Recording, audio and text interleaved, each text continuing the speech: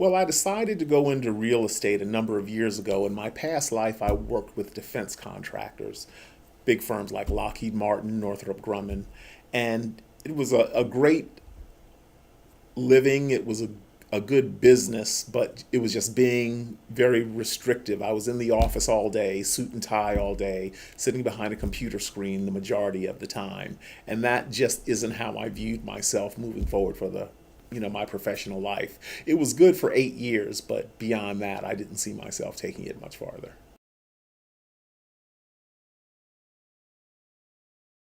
I never gave it a second thought. Never gave it a second thought that there are other people out there. There's always competition in everything. You define your market, in my opinion. You define your market and then work in that particular market. And there's other people still there. But, you simply differentiate yourself and keep moving forward, one foot in front of the other.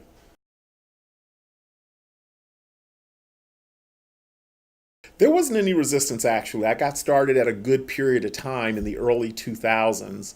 I'm from Washington, D.C. I'm third generation, so I know a lot of people. My family knows a lot of people. So my initial steps into real estate were reasonably successful, not wildly successful, but I did get business right away. Going in, you need a plan, and I didn't have a plan initially. It took a while for me to develop that, and that was why I kind of stumbled. I earned money, but I didn't earn as much as I could have because I wasn't organized. I think I saw other people doing very well, and I immediately believed I would do very well also. And as I said, I earned a living, but just nowhere near as much as was available. So I had to get myself structured, organized to make a business plan and then work the plan over a period of time. Biggest challenge was having the plan and then staying on top of it and then being smart enough to see where it's not working at a certain stage. You kind of plateau and recognize when that happens, identify it, and then be able to retool and adjust and then go on to the next stage. I would say that's it.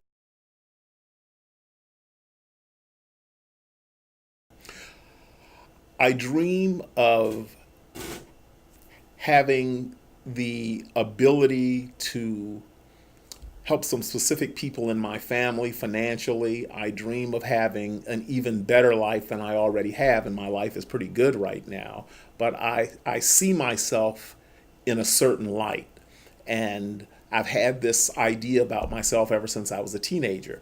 I just see myself at one level and then I try to plan to get to that level. So I think I just see myself doing more than I'm currently doing. I see myself as not maxing out my capabilities.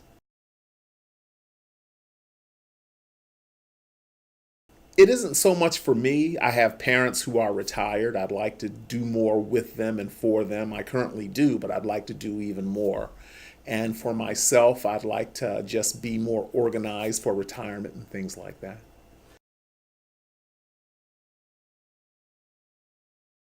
What I'd like to accomplish is to become, in my personal life, spend more time with the people I'm very close to.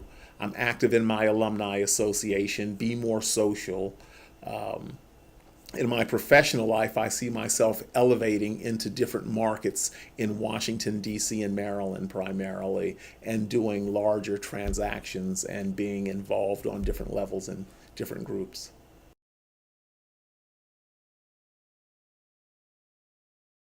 What my brand wants to deliver is a high level of service, an Uber style of service where it's turnkey and the client can come meet with me and things are systematized and organized so there's less guesswork involved and their concerns and fears are allayed and they feel more comfortable because everything is processed and organized.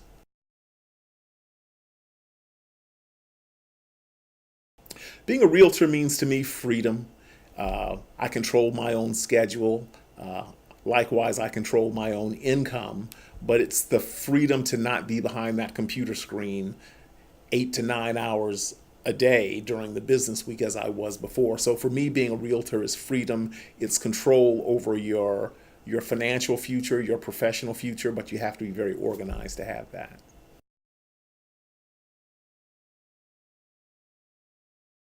The only thing that's blocking me is myself. I am not set in my ways, but I'm a creature of habit. I can do something new, but it has to be thought out, and then I have to do it.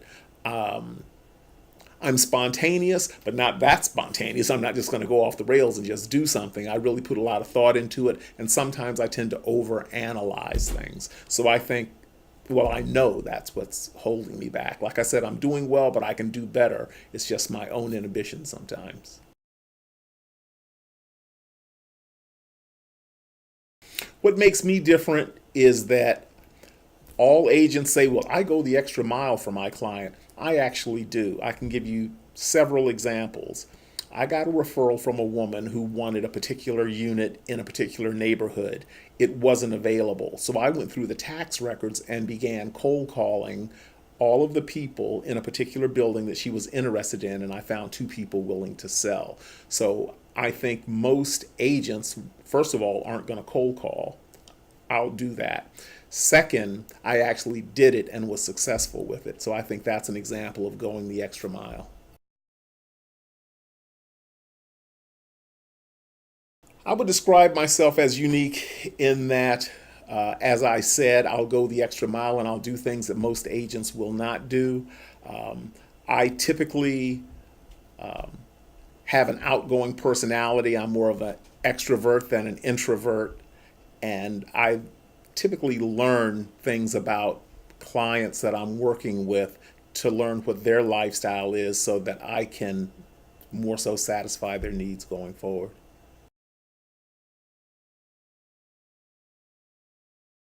I believe anything is possible. I mean, I have had some difficult times and wondered how I'm going to get through it, but then I write things out, make a plan, and then ultimately it comes about. So I think that I have more of a stick to itiveness to see things through.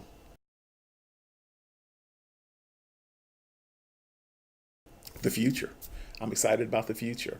I'm healthy, I'm happy, and I see things being better than they were yesterday.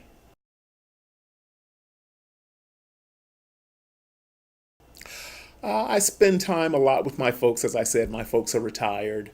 I exercise quite a bit. I'm into sports. I have a nice social life. I live on the waterfront, so where I live is a kind of a social gathering place. So I'd say that's a lot of how I spend my time.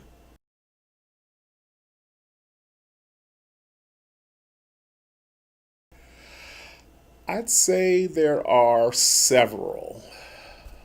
I'd say one is I had a gentleman, older guy, approach me out of nowhere and tell me he wanted to sell his house. I knew who he was and I recognized him only because he was a Vietnam vet and my dad is a Vietnam vet. Never said anything to him other than hi, how you doing? And he was always friendly to me. We were friendly to each other. And one day he called me over, said he wanted to sell his house. So I put all of my presentation material together and I went to his house and I was ready to do my presentation. And he says, Geoffrey, I don't need all that. I've already decided. And he says, where do I sign, essentially? And I got the listing, and it was for $950,000. It ultimately went for $850,000. But that told me that he had watched me over a series of years. And he simply liked me and liked how I conducted myself. He knew I was in real estate, so I knew that I was doing something right all along. The only thing standing in the way of me getting what I want is me, my own inhibitions, my own insecurities. Not that I have a lot, but I think everyone is insecure about something. It's always something mentally that's holding you back.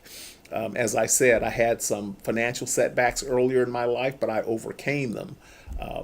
But had I not been inhibited about a few things, I could have overcome them quicker.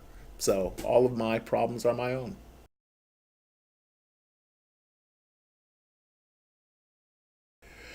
That I can bring value to most any situation in business, that I can think complex problems through. And if someone else has something they're trying to resolve, I can usually ask open ended, probing questions to get the conversation going so it can be resolved.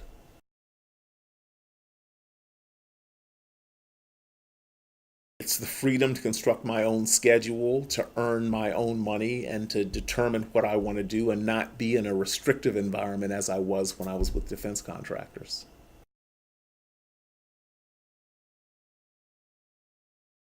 Constant movement, constant activity. I'm a tennis player, constant footwork.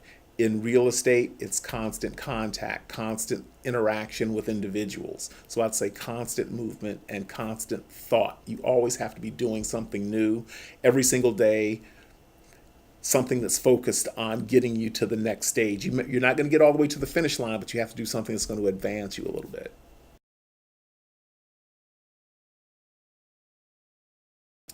I know that it's it's changed me a little bit in that I know it's a process. It's not an event. Nothing just happens instantly. It's always a series of steps involved, and then it occurs. It's not something that happens overnight. For example, as I mentioned, the gentleman, the Vietnam vet, it was a series of steps that he saw me over a series of years.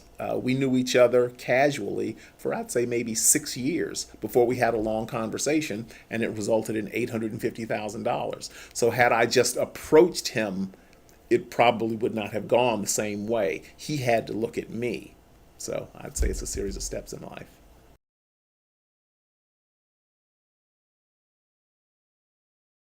A 10-year-old version of me in the past would be disappointed that I'm not a little bit farther along. I think that's what that 10-year-old version would say, well, why didn't you do it? You already know what to do. Why didn't you do it? That's the problem that I have. And when I do well, then I say, well, why didn't you do even more?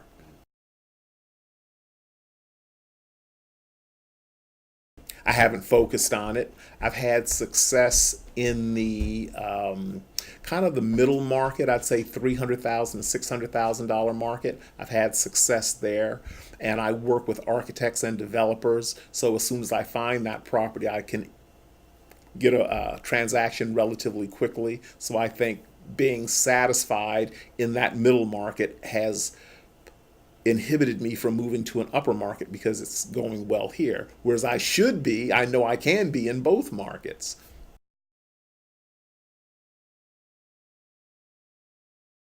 I fell into architects and developers just as a fluke. I was in DCRA, DC Regulatory Authority, where they issue building permits. And I was having a casual conversation with a college classmate who's an architect, and I told him I had something for sale. And he says, oh, well, I know this person. He'll buy it for cash. And he was a developer. And when I spoke to him, he let me know that he works with architects and he buys apartment buildings and converts them to condominiums. So the whole thing was just a fluke. And then I realized that that's a whole new segment of the market, as opposed to just going after buyers in the market, someone who wants to buy a house or a condominium. There are people out there who have lines of credit for maybe $10 million or $15 million, and they'll buy whatever it is. So, and that's how I got into that business.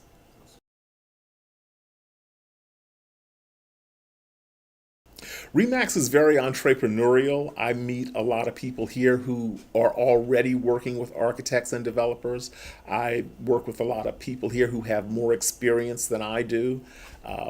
And when something comes up, I can usually speak to one or less than three people and get something resolved.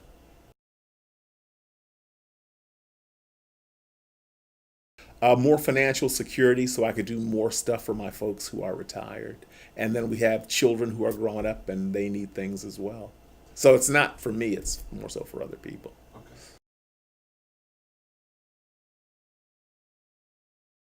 That's an easy question. One person is my grandmother, the other person is my dad. My grandmother died at age 96. She had a fifth grade education and she owned two houses. And when she passed away, she was very financially stable. So she taught me a lot. She talked to me about real estate, and she always wondered why young people didn't own their own property because here she was with a fifth grade education, and she owned two houses, one in Northeast DC, the other in Upper Northwest DC. So she always, and she was a maid, she was a housekeeper. She was my mom's mother. Second person was my dad. He was a drill instructor, E7 Sergeant First Class, career active duty Army infantry, and he was very Stick to it, don't quit, keep going, don't stop. He just gave me that attitude of perseverance. And I think that's why I have no problem cold calling, for example. If there's a job, just tell me what it is and then I can do it. So I think they were the two most influential people, and they both have high school educations.